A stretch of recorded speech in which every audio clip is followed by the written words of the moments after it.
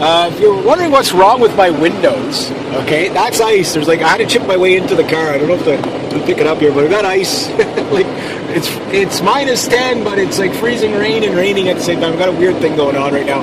That's all ice there, and it's like, yeah, it's all like all my windows are completely iced up. You can barely see out of them. there you go.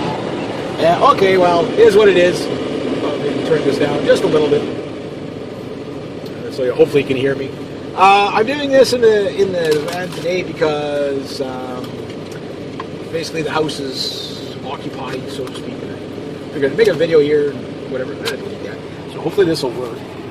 It'll be kind of a quick World War III update, but a World War III update nonetheless.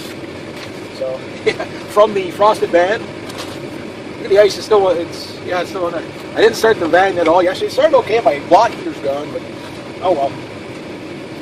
Yeah, interesting. All right, so where do I start with it? Oh my God, so much happened in the last couple of days. Okay, yeah, we'll start over with the Caliphate Cubs. Yeah, this is something coming out of Iran. It's coming out of pretty much the Middle East in general. There's always these like amusement parks or basically schools or whatever, of Islamic indoctrination of like suicide bombing and martyrdom and stuff like that. One of the suicide bombers past week was basically one of these Caliphate Cubs, and yeah, very tragic. You prepare yourself for the future. It's not going to be very far away. About 2 weeks, it'll be whatever. So there's that going on. You have Putin out there talking about. I think this is the first provocations of Trump. The Russians will always test every new president. They've always have. There's no reason why they wouldn't now. So Donald Trump is kind of, I think his general consensus on nuclear weapons is, moderate. I think the man understands that these are lunatic ideas to have these things on the planet. But he also understands their need. So the mainstream media comes, oh, Trump is, he was anti-nuclear, now he's pro. They're just, don't listen to the mainstream media. No, you have to listen to Trump himself. Don't listen to anybody else. Don't listen to anybody else on Trump, me included. Just listen to Trump, make your own conclusion. Did he backtrack on his stance on nuclear policy? No, he didn't really. He still has the same kind of thing. That said, and before you criticize Trump, you have to remember Obama is going to put $3 or $4 trillion into the nuclear arsenal. That's the largest program they've got, pretty much. So Trump is probably still going to stay with that. And, well, the Russians are staying that course, too. So we're escalating into nuclear weapons. We're not de-escalating. So with that said, new boss, same as the old boss and that kind of thing. But he's not gung-ho to say, we need to do preemptive nuclear strikes on Russia and Iran, like John McCain and Lindsey Graham and Shelton Adelson and idiots like that. That think it's a good idea to do preemptive nuclear strikes on Russia and China. But at least Trump is not there. But he said, basically, these are terrible weapons, but they are a deterrent. And, we're gonna modernize it because we're getting behind the times. And he's right. The American nuclear arsenal is behind the Russian nuclear arsenal. Hands down, period. There's really no way to say the American nuclear arsenal is up to date. There's no way to say it. Because it's simply not. They're using Minuteman 1, 2, and maybe 3 missiles at the most. They're all underground silos for the most. You have a few air delivery weapons, such as the B-61s, and the new modernization of B-61-12. But other than that, no, the Russia, they're coming up with, they've got a million different ways to deliver their payloads. That's what we're talking about, modernization. As far as, are all these weapons extremely insane and dangerous? Yes. It doesn't matter which nuke we're talking about, they're all dangerous. So it's a bad thing that we have to see an escalation.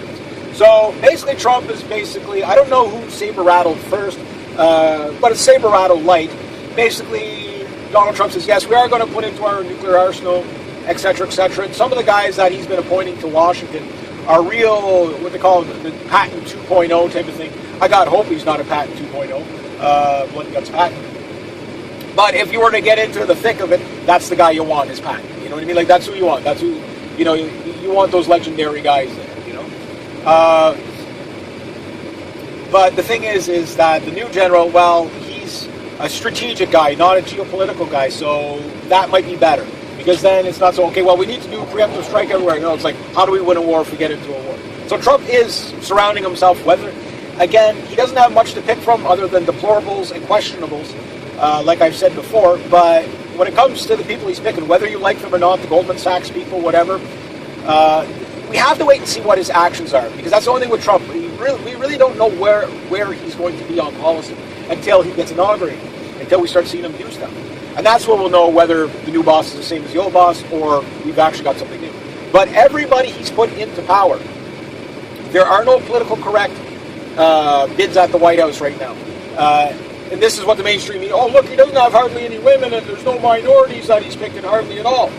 He's picking the most competent people, and if they just happen to be whoever they happen to be, he's going for the best of the bunch. Again, Donald Trump might not be a brilliant man, but he's smart enough to know that when I'm above my expertise, I get somebody who's better than me, and that's how I get success. That's why he's a billionaire. Most billionaires are not that smart to begin with. Bill Gates isn't really that smart of a man. He's not that. He's smart enough to hire the people that are smart. You know, and that's how successful business goes. I'm not saying they're stupid, but I'm saying that's how these people get ahead. Is they know what their limitations are, and they find somebody who could take it to another level. So with the military aspect of things, it looks like he's getting some pretty strategic advisors. We'll have to wait and see. There's a lot of these people, some of them we're not going to like very much, especially all the Goldman Sachs crowd.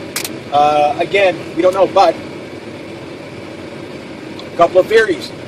The people who destroyed the banking system would be the very best ones to counter it. So you never know, there could be something more going on there. We can only judge him by his actions. I know there's some people, no, Trump was a puppet from the get-go. Just to kind of appease the masses. And other people, no, he's the real deal. We don't know. We don't know.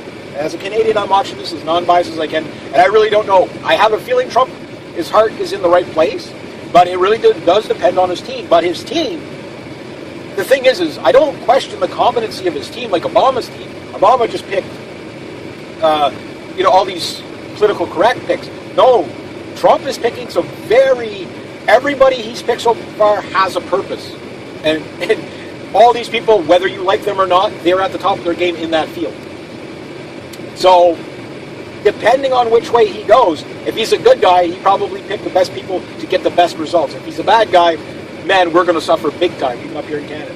So anyway, moving along, Russia's response to that was, well, Russia, and Putin just did his 4-hour meet with the people. He does it like once a month, once every 2 months or whatever it is, where he sits down and does questions and answers. I'm sure a lot of it is scripted, sure, like everything, because I mean, one of the things about communism, and people who've lived under communist regimes have always told me this too, Ferdinand from the Modern Survivalist explained it best. He goes, the communists always have to have an answer for everything, that they can never look like they're in doubt.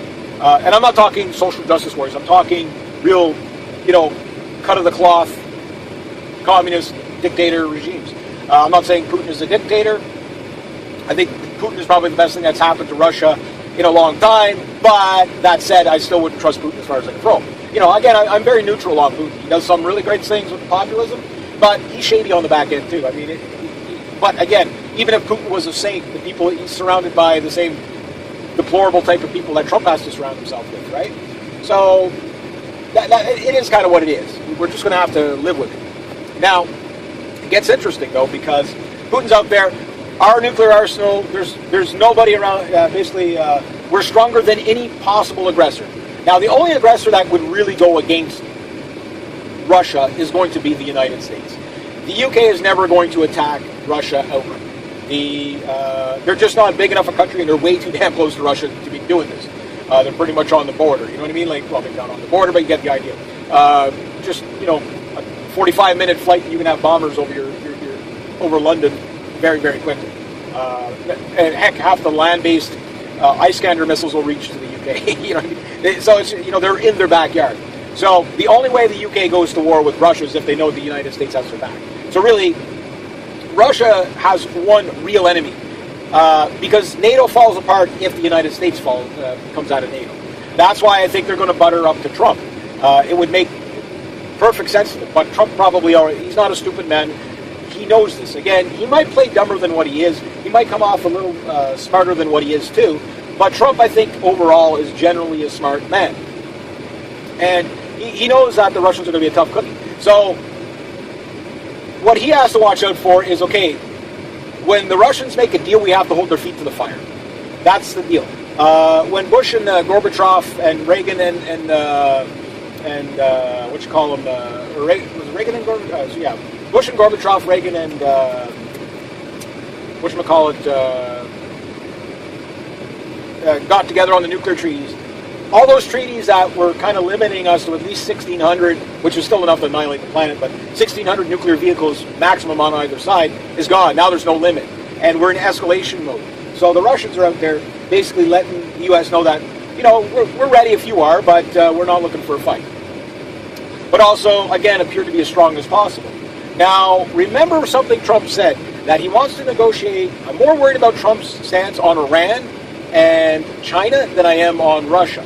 But I think what might be happening is a reverse of the Kissinger idea of we'll play China off of Russia, but China and Russia, they're glued together. They're not going to. They know that they can always beat the West if they're in unison.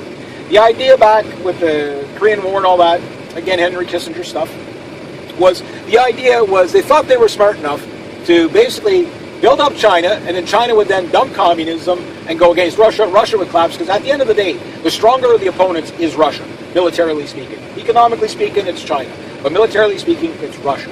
So what Trump might do is take out the economy of China, or knock it down a notch, build up the U.S. economy, okay, and then to take down Russia, basically give Russia a bit of concessions, but get them to kind of turn on China. I don't think it'll work. I think the Russians and the Chinese already figured that that's probably the play they're going to make. But we'll have to wait and see. Because that would actually, by buttering up to Russia, you could soften the blow of Russia by de-escalating nuclear weapons, etc., etc., etc. Everything else I really don't care about as much. It's the nuclear weapons that are unsurvivable. We can we can survive genocides and wars like that. World War I, World War II, we survived that. A lot of people didn't, but we could survive that. Nuclear war is kind of a done deal. You know what I mean? We're not going to, not too many people are going to survive it. Some, but it's going to be a horrible existence for those who do. So, to me, strategy-wise, play nice with Russia, get them to de-escalate, then you're not worried as much about the military, and then get them to kind of not back China as much, which will take years to do, and then you can let China go down economically, then you go after Russia when Russia has no other opponent. So it's a different strategy that I think will play out, but we'll have to wait and see. Or it goes batshit crazy, Trump goes after China and Iran, and we get into a war that way. My biggest fear is Trump's stance on Iran, depending on Israel. But a lot of stuff has happened in Israel in the last week or so. So anyway, there's a C-130 that was flying around getting ready for Trump's inauguration. The big thing on the mainstream media now is how Trump can't find stars to play for his inauguration. Celine Dion turned him down, that type of thing, and other people, and whatever. Okay, yeah, so we know that there's a lot of leftist pop stars and stuff like that are on the left. Okay, fine. But now would be a great opportunity for Trump to pick somebody not so popular and give them a chance. That type of thing, right? So we'll have to see what happens there. But anyway, the Mossad has met with Trump. Now, again, getting into what's going on with Israel, it looks like, again, Israel, even Henry Kissinger said, Israel's 10 to 15 years is not going to be around. I really believe that. I really, truly do. The Israelis have screwed themselves so much, it's not funny. Again, all the Mossad meeting with Trump, yes, it's cause for concern. Are they, and you had King Bibi out there, bashing the UN for the deal.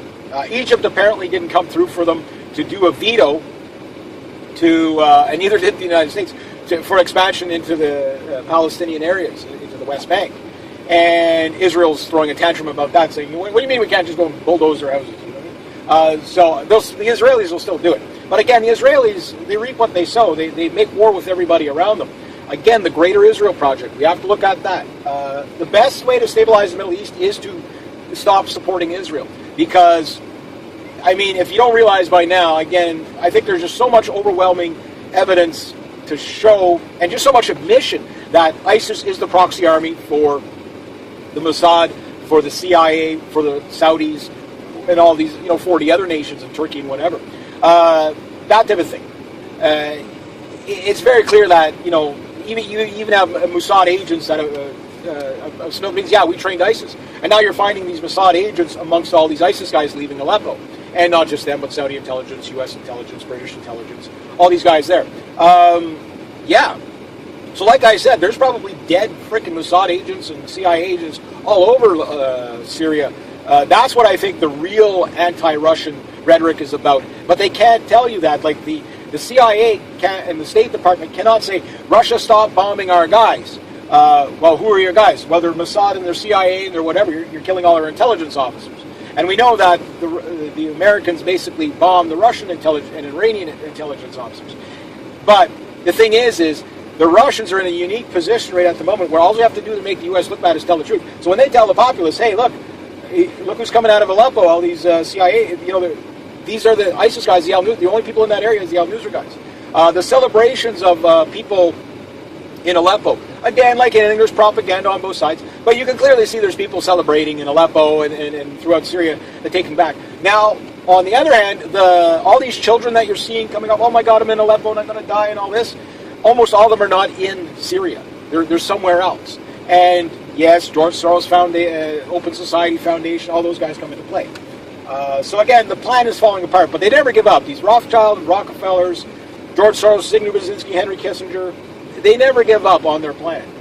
But we'll have to see how they're going to... I don't think they can get Syria, so now they have to find a way to get into Iran and then come back to Syria later. That's the one thing I can think of them doing. Next to that, millennials' home ownership at a 75-year low. So we're talking people in their 20s and stuff like that and 30s right after World War II had more home availability than people now. People that are buying the homes now are basically foreign investors. Here in Canada, it's China, and the banks are buying back the homes. In other words, the economy, this is what I mean by about propping up the economy. It's collapsed. The housing market, well, we need to let it collapse anyway. It should have never been propped up in the first place. But anyway, yeah. Russian diplomat shot Peter Poloshenov, I'm probably butchering his name, I think is the name, who was shot hours after the Russian ambassador in Turkey was executed. That said, yeah, that was about an hour after that, so who knows what happened there. Next to that, yeah, the Trump nuke standoff, I talked about that. Putin also in his speech was saying, telling, like basically the Western media, don't blame Russia or me for the loss of your election, and telling the Democrat Party, don't blame us for the loss of your election. I think most people understand that, no, the Russians didn't hack the freaking election. They didn't have to anyway. So, we talked about victory celebrations in Aleppo. There's all kinds of genocide ditches and stuff found. I'm not saying the Assad government didn't do brutal things. It's war. Yes, they would have done brutal things. I'm sure they brutalized lots of innocent civilians too. But that said, over there in Yemen, 69% of Yemenis need help. Over 10,000 killed so far. Iran versus Saudi Arabia. However, you don't hear one peep from the mainstream media in the West here about helping out the Yemenis because they're pro-Shia, they're pro-Iran, right? And because of that, they're not going to help these people. But yet they put all the, trying to make it look like the liberation of Aleppo was a bad thing. Remember, all this genocide and death and war in Syria would not have happened had the United States and Israel and John McCain out there arming his best friends, his best buddies that he has pictures, Al-Qaeda and Al-Nusra basically sitting there. There's photographs of this guy. He openly admits it that, yeah, these are my friends. I helped arm them. They're good people. And, pictures with al-Baghdadi, the leader of ISIS, basically, and Al-Nusra. So, yeah, none of this death and destruction. The people you blame is Washington, and you blame Israel, because that's where the policy began. It's about the Greater Israel Project, and again, I'm not blaming all the Israeli people, but their government, like all governments around the world, they're failing the people everywhere. And that is very, very, very, that's where it all starts. If they didn't arm these rebel groups, and if they didn't, if Hillary Clinton and Obama, and again, the same faction, Rothschild faction, didn't go into Libya and destabilize Libya, which was still destabilized. The goal for Ukraine, Libya, and Syria was to destabilize it. The goal for Iraq, that's what it was. It was to destabilize it. The Iraqis, that's why they're trying to get away from the United States. And they're out there saying, hey, look, when we fight by ourselves and you work with the Iranians, we do better against ISIS than when we use U.S. intelligence. So they know what the game is. The idea was to balkanize the entire Middle East so that Israel would never have an opponent. Just break it up into small tribal regions. They'd never amass enough power to ever make Israel a threat. But in the end, it's going to destroy Israel because, I mean, payback's going to be a bitch. I mean, and especially as countries are seeing that this was a U.S.-Israeli plan. The reason why you have the migrant crisis in the EU is because of U.S.-Israeli foreign policy. And you can't look at U.S. foreign policy separate from the Israeli one. It really isn't. Oh, but Obama, he hates Israel, da, da, da, da. The weapons are going to the rebels just like Israel wants. Again, you can pretty much see. Think about it just logically. Think about your actual Islamic terrorist. They hate Israel with a passion. Not one of them in the past 6 years attempts to attack Israel. You know what I mean? That close to, you know, yeah, see it for what it is. See it for what it is. There's a video out there of 2 Turkish soldiers being burnt to death by ISIS. Again, some people are saying it's a false flag propaganda. I don't know. I didn't watch the video, so I don't know. But I wouldn't doubt these things happen. I mean, it is a pretty brutal area of the world. There's some people that they think, oh, none of it happens. But there's also a lot of footage out there that we keep finding as propaganda, you know, where you find, oh, a bomb just struck here today. The video footage, I love this one, where you see the car coming down, he does a U, he throws something into another parked car, takes off, the 2 guys take off, the car blows up, and then a whole bunch of people come run, fall on the ground, about 30 people say, oh my God, they're all, you know, they're crisis actors. And then you see all these kids and everything coming out, oh my God, I'm in Aleppo, I'm going to die, and to create sympathy for Syria. And once again, these people, they're nowhere near Syria. So that type of thing. Now, I'm not saying there isn't people suffering in Syria. What I'm saying is that, you know, there's a lot of propaganda out there, and every time you see it, that's when you... I don't know if that's snow or rain coming down now, whatever. It's Mac's crappiest day. That's what it is. But anyway, next to that, the Turks lost, I think, 16 personnel and 1 Leopard tank to ISIS. And I think 1 Leopard tank was blown up about a week or 2 ago. Now, the ISIS guys that are fighting Turkey, these are the ones that are, you know, again, because you've got about 1,100 jihadi groups that are in Syria fighting. Some of them are actual legitimate jihadists. The other ones are mercenaries. The other ones are, who knows, right? And so there's factions fighting. So that's why it's such a mess. You can't really control any of them. Oh my God. That's going to be nasty. Trump is out there talking about how he's going to lower the cost of the F-35. And the idea with that is the concept behind that is, you know, instead of having a hammer that's $300, we're going to do it.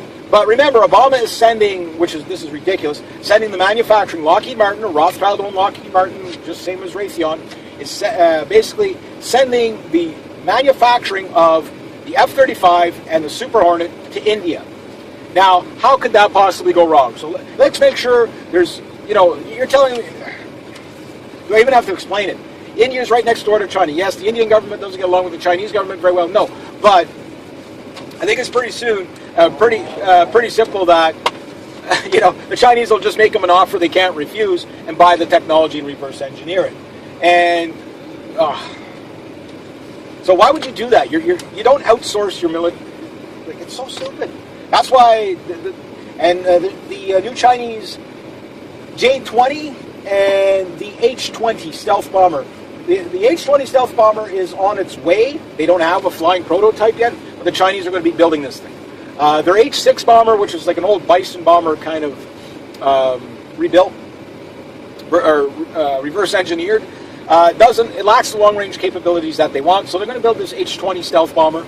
And the Chinese are building all kinds of stuff. They got a J-15 stealth and a J-20 stealth. Well, the J-20 stealth, a lot of experts are saying that the designs were stolen from the F-22. Maybe it was, maybe it wasn't. I wouldn't doubt it if it was. There's a lot of analysts out there say that the Chinese, they have everything. You know, everything's been leaked out. They have it all. And that said, you've got basically the F-20 or J-20 is basically a long-range escort. So it's kind of like an Su-27 kind of in concept. It's a big airplane, longer ranged, lots of weapons, that type of thing. It is an interesting thing, and it's fairly stealthy. And it seems to work fairly well. I don't know how many of them they got right now. Not very many. I think it's still in early prototype stages. But it's out there and it's on display, and you can see it flying and lots of footage of it. It doesn't look like it's all that maneuverable, though, but then again, who knows, depending on what they want to do with this thing. Like I think it's going to be kind of a replacement for their J-10, which is basically a reverse engineered Su-27. And the deal between I always laugh at this deal between the Russians. The Russians lent the Chinese a couple of Su-27s to see how they like them, to see if they could get a weapons deal. The Chinese stripped them all down, reverse engineered it, and then built their own and called it the J-10 or whatever. And the Russians were pissed about that. Like, it was like, no, you were supposed to buy them from it. No, they just went reverse engineered. Remember a couple of years ago here in Canada, they caught a Chinese spy in our shipbuilding program. It's... And that's going to happen in a multicultural society. I'm not blaming multiculturalism for everything, but when you got people that are off the boat from China working on your military stuff. It's that's how it's like spies walking through the front doors. But that's political correctness. That's what it'll get you. That said, I guess we'll finish up with this is going to be a short one, but. The Tu-154 crash Christmas Day on its way to Syria, 92 dead. There's been 39 crashes since the 60s when this airplane was made. They're old. That said, the Russians right now, I think, they're saying, no, we're looking at mechanical and pilot error first. But I think I don't know, the coincidence of this thing going down, it's hard to say. Apparently there was like a marching band kind of thing on there going to, rally up the troops and stuff like that. But there was also some other probably prominent people on there. So this could be a CIA hit, you never know. Could be sabotage, you never know. But think of it like with the that's 3 Russian ambassadors that have been murdered this year. One in New York that I know of, and the other 2 about a week ago, one in Turkey, and that type of thing, the other guy on the same day. So there could be a lot of Archduke Ferdinand kind of incidents taking place, so to speak. Now that said, we'll have to keep an eye on it's who was on the plane that you're more interested in. I don't know what else I could say. Also, to Christmas Day, I know it might have nothing to do with nothing, but the amount of elites and stars and stuff like that have died this year. George Michael died on Christmas Day. The Wham guy. If you look at all the elite, all the celebrities that have died this year, you got to wonder if they're actually dying or if they're actually being hauled away. But I think 2017 is going to be more bizarre. We're very close to it. Nothing has really slowed down. I mean, they're starting to become these sporadic body counts, airplane crashes every other week, assassinations. This is usually stuff you see just before war, and Trump, he does look like he is planning for a war. But what kind of war? I don't know. That type of thing. Now, all presidents would, in theory, be planning for, war scenarios. But Trump really looks like he's got some pretty hardcore military advisors going on there. So we'll have to wait and see what happens. But the inauguration is getting closer. Will Trump make it? Will he not? I don't know. It's really one of those things, only time will tell. And we don't really know what what hand there is. But nothing has really seemed to stop. Obama does seem to be putting in last-minute policies to really double down to get a war going. And something that I've heard a lot of more political, financial people saying for a while is the stock market crash is going to hit about 20,000 before it collapses. And we're pretty much there. So we're at all-time highs with the stock market, even though if you look at economic data everywhere else. The idea what I think they're going to do is they're buttering it up that under Obama it's the best economy ever. Meanwhile, if it's the best economy ever, you don't have a 75-year low in housing ownership. You know what I mean? That type of thing. And layoffs like you wouldn't believe. The numbers just don't add. It's bipolar economic news out there. So people are making money hand over fist on the stock market, but the rest of the people in the country are suffering. Maybe not everybody, but you get the idea. It's really painting a picture that, when all else fails, they will take us to war. So anyway, I'll leave it at about that. So if you like this kind of content, please consider making a donation to the channel. Links down below. Thank you so much to everybody who has. Next to that, rate, subscribe, share, comment, like. Be true to yourself. Be true to others. Always do the right thing. And have yourselves a great day. G'day, AI, and welcome. All right, so I'm in the office right now. If you're wondering what's wrong with my windows, okay, that's ice. There's like, I had to chip my way into the car. I don't know if to pick it up here, but I got ice. Like, it's -10, but it's like freezing rain and raining at the same time. I've got a weird thing going on right now.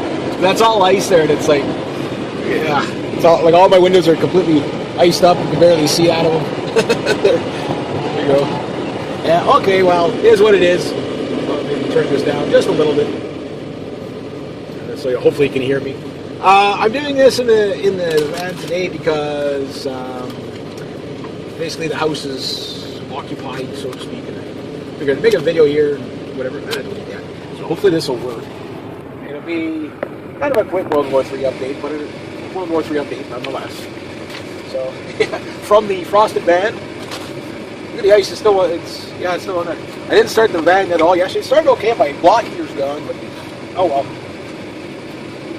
All right, so where do I start with? Oh my God, so much happened last night. Okay, yeah, we'll start over with Caliphate Cubs. Yeah, this is something coming out of Iran. It's coming out of pretty much the Middle East in general. There's always these like amusement parks or basically schools or whatever, of Islamic indoctrination of like suicide bombing and martyrdom and stuff like that. One of the suicide bombers past week was basically one of these Caliphate Cubs, and yeah, very tragic. Prepare yourself for the future. It's not going to be very far away. About 2 weeks, it'll be whatever. So there's that going on. You have Putin out there talking about. I think this is the first provocations of Trump. The Russians will always test every new president. They've always have. There's no reason why they wouldn't now.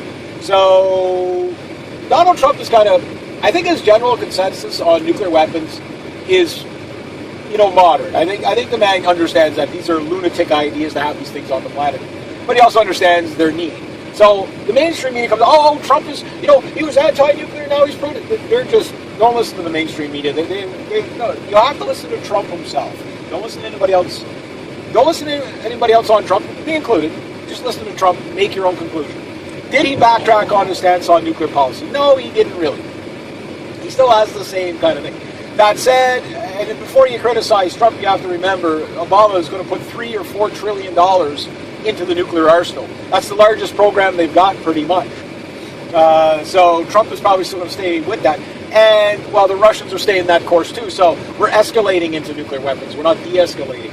So with that said, new boss him is old boss and that kind of thing. But he's not gung-ho to say we need to do preemptive nuclear strikes on Russia and Iran, like John McCain and Lindsey Graham and Shelton Adelson and idiots like that. That think it's a good idea to do preemptive nuclear strikes on Russia and China. But at least Trump is not there. But he said basically, these are terrible weapons, but they are a deterrent, and we're gonna modernize it because we're getting behind the times. And he's right. The American nuclear arsenal is behind the Russian nuclear arsenal, hands down. Period. There's really no way to say the American nuclear arsenal is up to date. There's no way to say it, because it's simply not. They're using Minuteman 1, 2, and maybe 3 missiles at the most. They're all underground silos for the most. You have a few air delivery weapons, such as the B-61s and the new modernization of B-61-12. But other than that, no, they're coming up with, they've got a million different ways to deliver their payloads. That's what we're talking about, modernization. As far as, are all these weapons extremely insane and dangerous? Yes. It doesn't matter which nuke we're talking about, they're all dangerous. So it's a bad thing that we have to see an escalation. So basically Trump is I don't know who saber rattled first, but it's saber rattled light. Basically Donald Trump says, yes, we are going to put into our nuclear